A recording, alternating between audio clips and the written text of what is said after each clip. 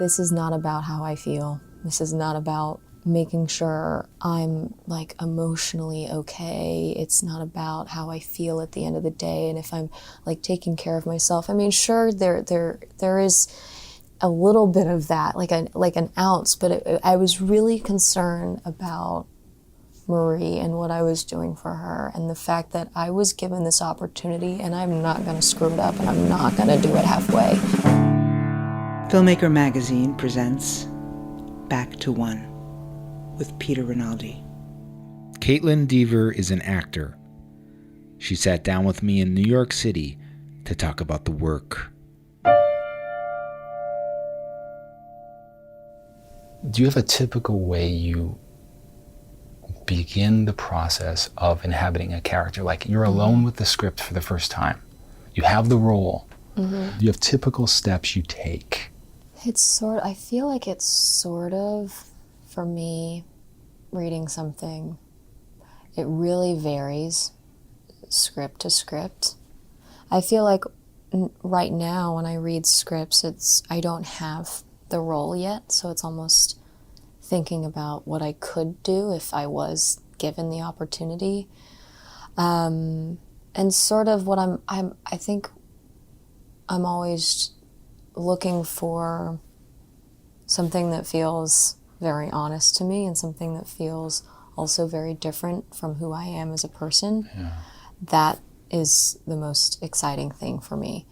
But I feel like I get this question, or directors ask me this a lot when I have like meetings with directors back in LA, and I sit down and they usually ask me that question, and I said this to someone. I actually sent this to a friend of mine the other day. We were talking about like how I am with like romantic relationships, and I was like, I just have to stop being such a moldy person. And what I mean by a moldy person, what I mean is I mold to whatever that person wants. And I think I do that in my relationships because I feel like that is what I do in my work. And that is exactly what I do. I think in my work, and I'm trying to get better about not doing that in relationships, but I think in my work, but it works in your work. Yeah. I've found that it really works for me in my work. I have always felt, and I've continued to see that this is the best way to go about it. But I've learned that it is just, you never want to think that anything is about you. It's not about you and your performance and what you're doing. It's about your connection with that person in the room, the other actor.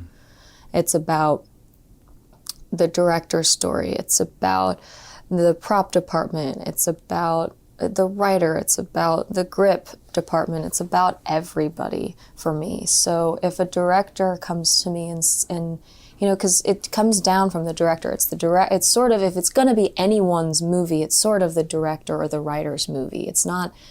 I hate saying like, oh, I have my movie coming out. It's not my movie. It's the director's or the writer's movie, and I am there to serve. I'm there to serve them. I feel, and so if a director comes to me and says, you know, I don't love rehearsal. I don't really love rehearsal. That I'm cool with not rehearsing. If that is the kind of because that, you know, it may be best for his story that he's trying to tell, because, you know, like Short Term 12, a movie I did, Destin Cretton, our director, he really wanted to go for a naturalistic feel, and he wanted it really to feel almost like real life. Lynn Shelton is the same way. We're literally like rewriting, you know, I actually did 2 movies with her, and they were her only scripted movies that she's done, and she's usually used to improving. And if she says she wants me to improv, then I will happily improv for her. And if she doesn't want to do rehearsal, then I think that serves that particular character that I'm playing in that movie for that movie. So, I mean, I guess, initially when I'm reading a script, I always have that in mind. Yeah. And then I love to create a playlist for a character. Once I get hired on something, And this is what you think they would like, or what you think represents them musically? I think it's normally what I think they would like and what gets me in the headspace of that character. And I started doing it when I was 16, 17 on projects that I did, and I had never thought about it. And music is such a huge part of my life. I can't live without it. But I never thought to use it as a tool for my acting. And it was actually when I was working with Jason Reitman for the first time on a movie called Men, Women, and Children. And there was a big cast of kids. There were like 10 kids in the movie. And he emailed all of us at the very beginning stages, and he asked us like one simple question in this email that said, what do you think your character's favorite song would be right now? And I think that really stood out to me at that point, because I was like, oh, that's such a, because I feel like my own music taste as Kaitlyn, I feel like it is sort of representative of who I am as a person, or what I'm listening to right now sort of reflects how, like, what my emotions are in my life right now. So I feel like it's a very helpful thing to like think about in your character development. So that's something I have since used every time, which really helps me a lot.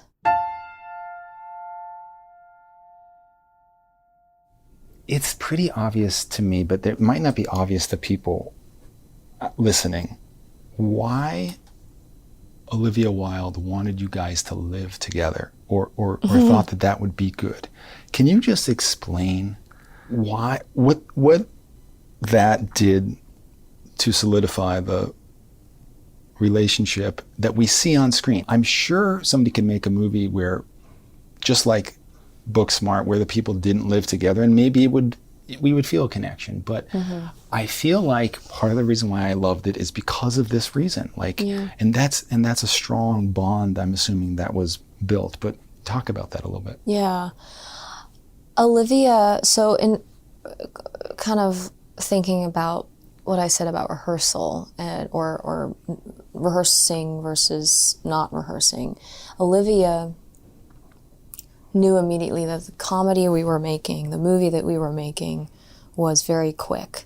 It was very smart, and these two girls were very, very, very dedicated and driven.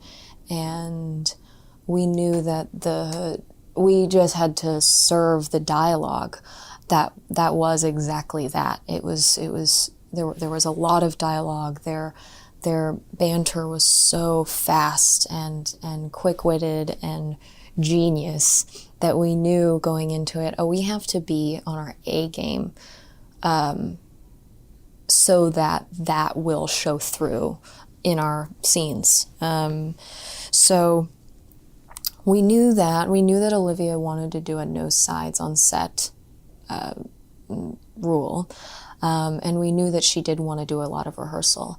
And I will... Wait, just pause. What you meant there, in case people didn't understand that. Sides are, the script. Yes, sides are the little pieces of the script that you get each day you go on set. And what she basically wanted was off book entirely. Yes. So because usually, and I've done this in the past, on literally every project I've done, I'll always keep my sides with me on set. Not that I'm using them necessarily. I think it's almost been like a security blanket. Even though I always show up prepared, I always have showed up fully memorized. It's just sort of like it's sort of, in your mind, it's sort of comforting knowing it's there, and you feel like if I mess up, it's okay, because I can go and look and it'll be fine. But Olivia didn't want that. She wanted to take that completely away. So we had nothing to refer to. We literally just had our brains, and we trusted ourselves. And we trusted the work that we put in. And I will say too, not a lot of times you get to work opposite another actor who has sort of the same dedication you do to the story. Or they do have the same dedication, but they show it in different ways. Beanie is someone who is sort of like me, that understands the stakes of everything. She understands that we have a 26-day shoot. We have a director that we really, really want to please. We want to do the story right. You know, Beanie and I had the same amount of passion for that script and that story and those two girls and their beautiful friendships. So that was incredible, realizing that at the beginning of making the movie. And then, you know, I remember our first lunch that Beanie and I had officially met at. And it was a lunch with Beanie and Olivia that I had. And we sat down and we were talking about the movie and what we wanted for the movie, and also just getting to know each other. And Olivia presented the idea of being wanting to achieve the no sides on set rule for everybody. And we sort of got scared about it. We sort of got really scared because it was also me and Beanie's first leading roles. We had never led a film before. And we knew we had to take that seriously, but we also knew that, God, like, we're talking the whole movie. We just have so many lines. And I think for me, and I think for Beanie as well, and I don't want to speak on her behalf, but I think that beforehand, you know, when you're looking at a schedule for a 26-day shoot on a movie that you're leading and you have all of that dialogue to memorize, it sort of seems impossible. And it seems like really daunting and scary. But having her by my side for that first experience was like so unforgettable, really. But we sort of, so Olivia, I guess the living together idea came about from literally just Olivia talking about how, we're still deciding on, you know, where we want to shoot Booksmart. We could shoot it on location. We could shoot it in LA. And she said, I think we're going to shoot it in LA. She was like, I want to shoot it in LA. And we realized that I live in LA and Beanie would have to be put up in an apartment. And we sort of thought like, oh, well, then we're going to just go home at the end of the day and we're not going to be in the same space. And Olivia said, oh, that'd be great if you guys could live together. Gosh, that'd be crazy, huh? And we sort of looked at each other and went, wait a second, can we actually make that happen? Because, you know, usually that's such an amazing thing for her to sort of mention and to actually make it happen, because normally you meet your this person who's supposed to be your best friend of 10 years and you just sort of have to like literally make it up that day and sort of like go with it. But because we were able to live together a week before filming and during the entire shoot, it was really helpful for us to just be with each other. Not even, you know, we don't even really need to say anything. Living with someone is such a it's such a personal thing. You get to know them on such a personal level. You get to see when they brush their teeth. You know, you get to see that like Beanie likes showers and I like baths and what we wear to go to sleep. You know, some stuff like that and food they like, and it's just things that like that you never really get on any other set. That I'm so grateful we were able to do that, and I'm so glad Annapurna and Olivia and Jessica Elbaum really made that happen and allowed us to do that. Because like also if we were shooting on location, it's different when you're shooting in LA, because when you're shooting in LA and you live in LA, you just do your work and then you go home and then everyone kind of separates. But on a location, you have most of the crew staying in the same hotel room, so you're like, it's almost like summer camp. You're doing everything together, you know, everyone's room numbers, and it's more of a tighter knit thing. But because we were shooting in LA, we really wanted to make sure we were like holding hands the whole time.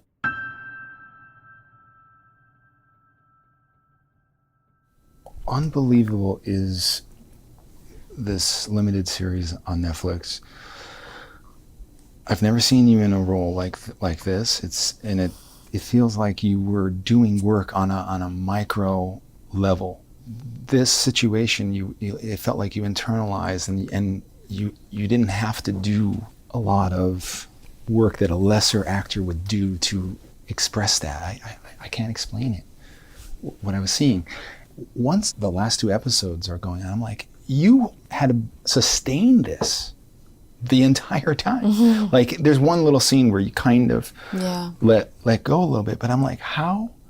Were you starting to get drained about this, or did you have a way to replenish your drive with it? Also, going to a set, were you worried that like the environment would be in a certain way that wouldn't be conducive to what you needed to get there? I'm always worried about like actors who need to get into this kind of emotional place, having to battle against the set environments. Mm-hmm. Showing up to the set and thinking about it beforehand, I don't normally think about it, but I think for this I definitely did, just because of the subject matter and the kind of work I knew I was signing up for. But I also wasn't too worried about it after I had met the creators behind everything, and I knew that they were making conscious choices to make sure that it was a comfortable environment for everybody, not just me, but for everybody involved. So I didn't really, after I met them, there was really no worry. When I met Lisa Cholendenko, we were sort of talking about, the character and in the early stages of prep and what we wanted for Marie, and I asked her about the assault scene. Obviously, it was a big topic of conversation, just because that is important. It's important to the story, but it's also important to everyone involved, because we have to make sure that it's done right and it's done with respect and it's handled with care. And she told me that I really want to shoot it from Marie's point of view. So, and I was asking her, really, first and foremost, I was asking her because I was like, well, what do you want to see of my body? What am I in for here? As you would expect, reading the script. Right. And I think that Susanna even had that in mind. It was I think it was in the script, but you still don't really know until you ask. And I talked to both of them about it, and knowing that they really wanted to shoot it from her point of view was immediately clear to me. I thought, oh, they want to do this right. They really want to get in the mindset of what it is like to go through something like that, what it is what a survivor has to undergo, what they go through. So that for me was really important, and also it was just very clear. It's just very clear what they wanted to do with this. And Susanna Grant, she's an amazing writer. She's so smart. I really look up to her and admire her in so many ways. But and then knowing that going into it and then being on set, there was really no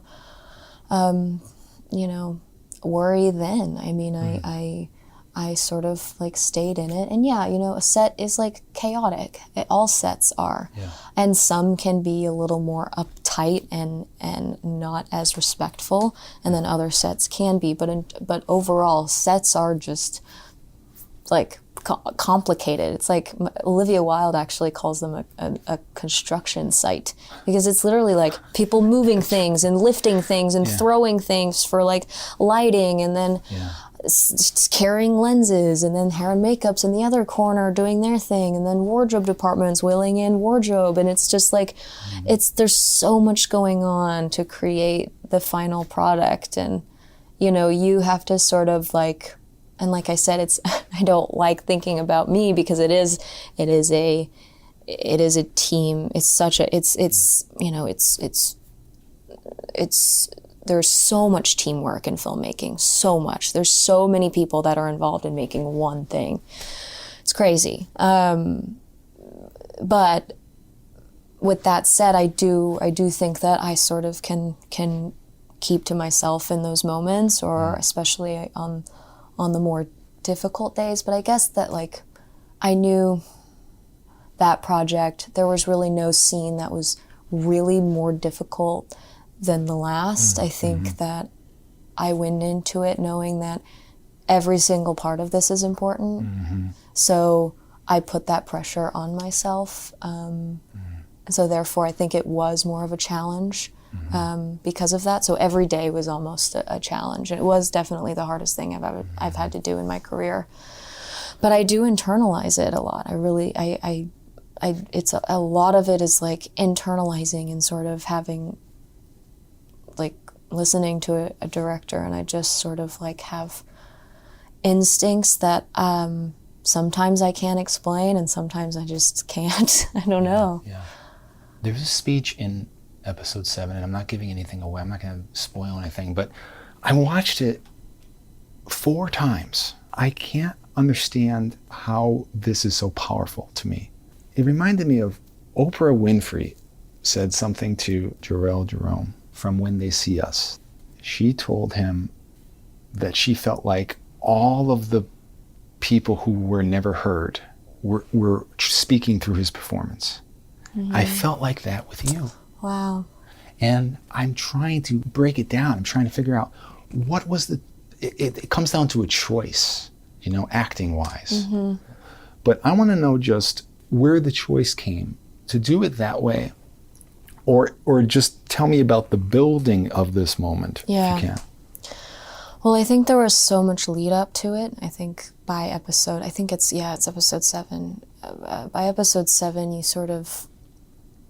you're seeing Marie from more of a place of just being tired.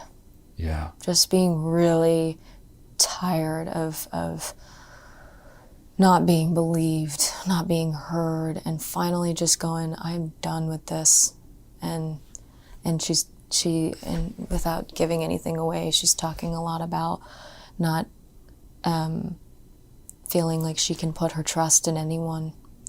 And it was really an emotional day for me, honestly. I think, it's funny that you say it's so simple, and that's actually what I really try to go for in everything that I do. I really love simplicity, but there was a lot going on in my head. There was so much running through my head. I mean, that's why it was powerful. That's what great acting is, I think. Yeah, I think what was going through my head was, one, I actually felt so sad for this girl. I felt so sad for Marie. My heart was breaking for her. And she's doing a scene with someone who is telling her, who's voicing to her that she has not gotten the love that she deserves.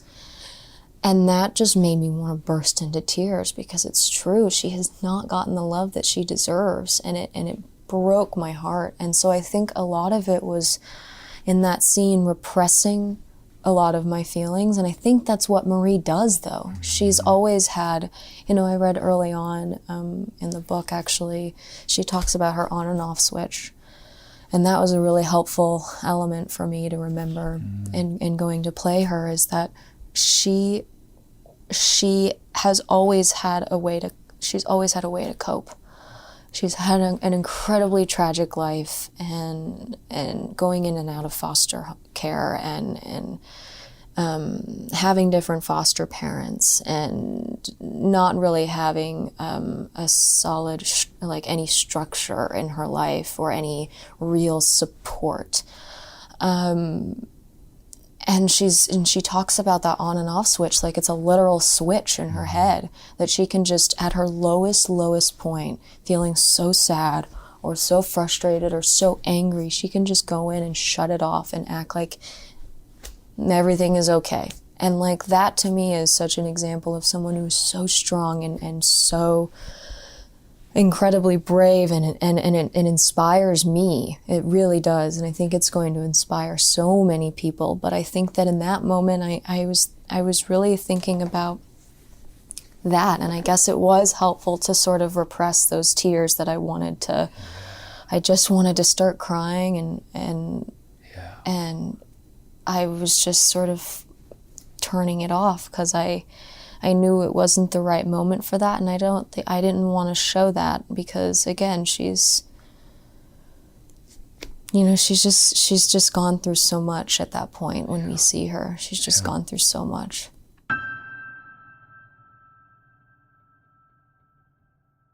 The sell-by date on comedy for me is so short. It's old, very fast. A lot of comedies, it doesn't feel like it's coming from the characters. I'm laughing at the writing. But Last Man Standing, you and Molly Ephraim, you guys were doing something there. It did not feel written. I think it's, everyone loves that show. Everyone loves it. And Tim Allen, he loves it so much. And, I've actually taken a lot what I've learned from there, because I grew up on that show. I mean, a lot of my formative years were spent on that show. So I've taken a lot from what I've learned there to even shows like, doing Unbelievable. It's like, it's all the same. People think comedy and drama is different, but I think some of it is the same. It really is. I talk about like the way I approach a show like Unbelievable versus Booksmart, and I really always start with honesty, and then the comedy comes after that, and then the tears or whatever, the yelling or the screaming comes after that. It really starts with honesty, and if you have that in your head going into it, I think it makes it a lot easier. And I think I learned a lot of those tools that I use now on Last Man Standing, and just the quick-wittedness and the fast pace of a sitcom is just so, it's sort of like, it was really, really good training for me to have. It was really, really good having to do a table read every week, and just it's just a cycle, and it's the same thing every week, and you're just doing it over and over and over and over again, and it's really good. It works a completely different muscle of your brain, and I still go back there, and I love going back there. I guest star still every once in a while, and Molly McCook is now Mandy, and it's great. I love doing it. I learn so much still. But do you have a low threshold for comedy? Are you getting scripts that are comedies and that you're just not into them? Well, I feel like there are different kinds of comedy. I sort of tend to gravitate towards the dry, sarcastic type of humor, but I'd also be so down to do some sort of like musical kind of comedy. I'm dying to do a musical. It's weird. I actually haven't gotten comedy sent to me after Booksmart. Like, I actually thought about, because I've done Last Man Standing my whole life, and no one really knows about it. Yeah. Like, in the industry, for people, sending me scripts, or my agent sending me scripts. In general, people don't really know about Last Man Standing, or that I'm on it, or even know much about it. But now that Booksmart has come out, I think more people understand that I do love comedy, and I really, really enjoy it. And so I thought that people seeing that, and like producers or directors or creators sending me a script, I thought I would be getting more comedies, but it's actually people are seeing Booksmart and loving it and go, okay, here's this like really intense drama that we'd really love you to do. Yeah. And I think it's because of, I had a meeting with someone the other day who did exactly that, and they just said, we love, yeah, you were very funny in it, but we really love your groundedness in it, and I really appreciate that, because that's exactly what I was going for, and I'm glad. You know, you only have so many, you can only do so much to, you know, make what you're thinking in your head come across on screen, and hope that people see that. And people, I think they saw it. I think they saw what I was trying to do and what we were collectively trying to do. And it's kind of interesting, but I really want to do another comedy.